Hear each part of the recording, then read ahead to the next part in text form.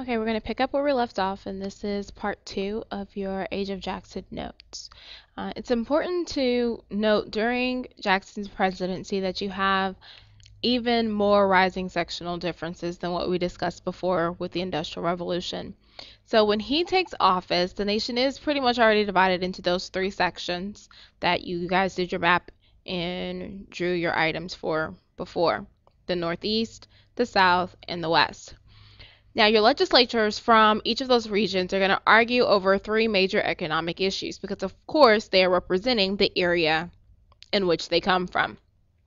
Those issues are going to be the sale of land, the national improvements such as canals and railroads, and, of course, tariffs or taxes. And remember, a tariff is a tax on imported goods.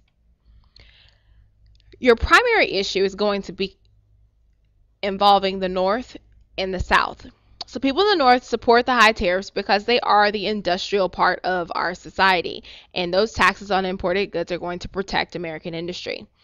So these tariffs means that people are going to buy cheaper American-made goods rather than those imported products. Remember, in many cases, no matter how much money people have, you're going to buy the thing that is less expensive as long as the quality is good.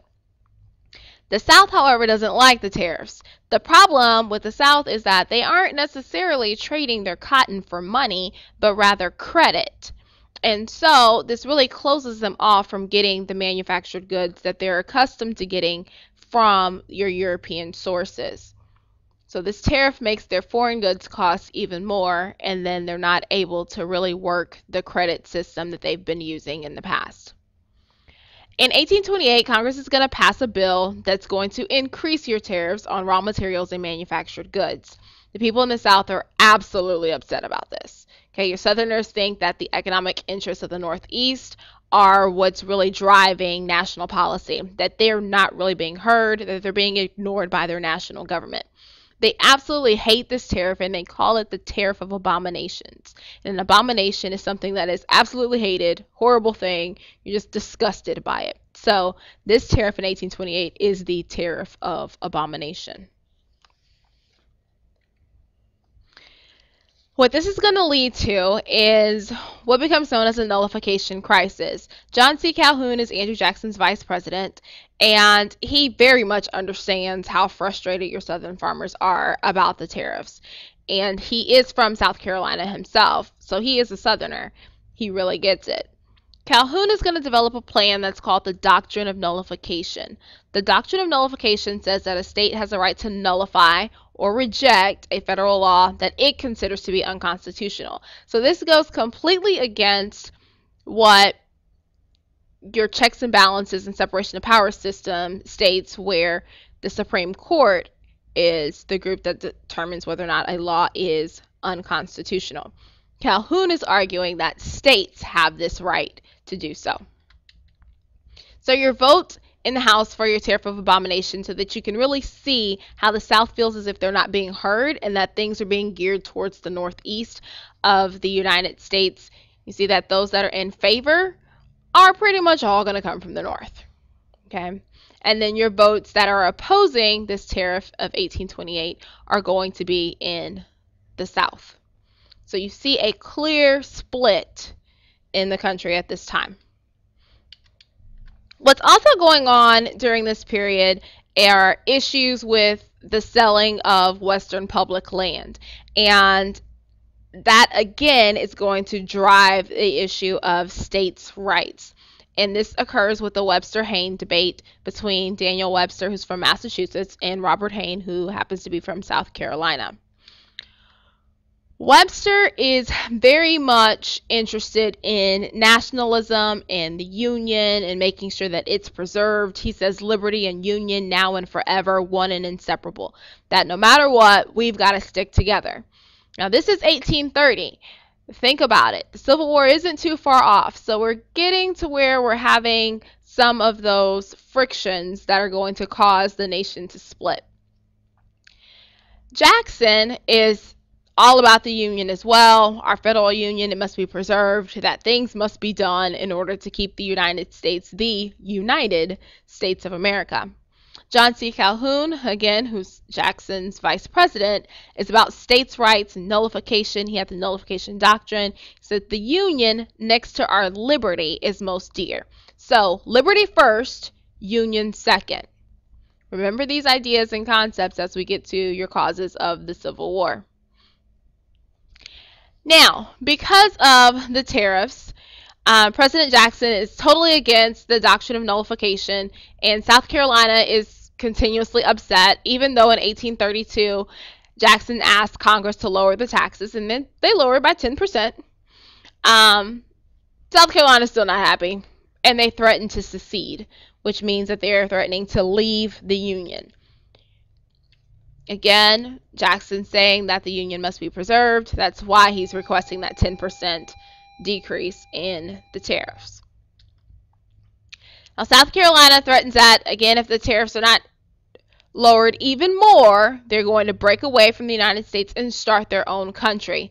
Jackson is beyond upset, okay? And he says he's going to hang the first person that he can get his hands on. He's saying he's going to bring in troops. This is not happening. There will be no secession. South Carolina cannot form its own country. It does not happen at this time, primarily because South Carolina doesn't have any support from other states. Again, keep this in your mind as we move towards the Civil War and how these issues start to come back up and the threat of secession reappears. Alright, one of your next things that Jackson is very much known for is his war, quote unquote, with the bank. In 1832, Jackson's reelected for a second term as president, and he vows that he is going to destroy the Bank of the United States. He thinks the bank is out to get him. He thinks the bank is too powerful. The bank at this time is run by Nicholas Biddle, and Jackson believes that, again, the bank's evil. It only helps the rich, not the average man. Remember that Jackson ran on being someone who represented the common man, the common citizen. So Jackson's going to veto or reject bill after bill that would renew the bank's charter. Now, the charter is what, in effect, allows the bank to stay open. So with him vetoing these bills, your bank is ultimately going to end up failing.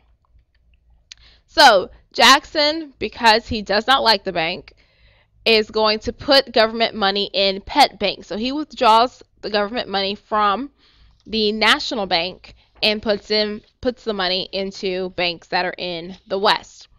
In 1832, Jackson again vetoes the extension of the bank, vetoing bill after bill after bill. And in 1836, the charter for the bank expires. So the bank is no longer allowed to exist, and the bank goes bankrupt. People do not trust the banking system. They don't trust their money. You have runs on the bank, everyone trying to get everything that they have out because they do not trust the stability of their banks. Now, people, with all this in mind, from the Indian Removal Act and ignoring the Worcester versus Georgia decision and the tariffs of abomination, threatening to use force against South Carolina, pretty much shutting down the bank, people think that Andrew is out of control. And they call him King Andrew. And they say he's got too much power as president, and he's more like a tyrant. More like what we were afraid of way back when we first established the United States and didn't have an executive in control at all. So you have this cartoon that depicts Andrew Jackson as the king in the United States, and he's holding his power of veto because he uses it quite a bit. And please make a note on your note sheet what Andrew Jackson is standing on in this cartoon. We'll do an activity with many of the cartoons that were used to depict Andrew Jackson in class as a review of his presidency. In response to Jackson and people feeling like he was being way too powerful, becoming a tyrant, you have the rise of what becomes known as the Whig Party. During the election of 1840, this new political party forms pretty much in opposition to Jackson. They're given their name after a British party that opposed the power of the king. Okay, again, King Andrew. So your leader of the Whigs think that this name is very fitting for their circumstance. When Jackson's second term is over, Martin Van Buren is going to take over as the 8th president of the United States. During his presidency, the United States is going to experience a deep depression. Much of this is because of the issues with Jackson and the bank failing in 1836. So your depression occurs about 2 weeks after Martin Van Buren takes office, but he's going to be the one blamed for it, and he won't be reelected in 1840. William Henry Harrison, who is a member of the Whig Party, is going to be elected in the election of 1840. He's going to die 1 month after he's inaugurated, so he serves the shortest term in office of any president thus far. John Tyler, who was his vice president, is going to become the first vice president to take office due to the death of a U.S. president. Make sure that you've taken care of each of these notes and all of your blanks and you're prepared for your TBL quiz in class. We will again go over some cartoons and different things to make sure that you are fully prepared for your test over Andrew Jackson.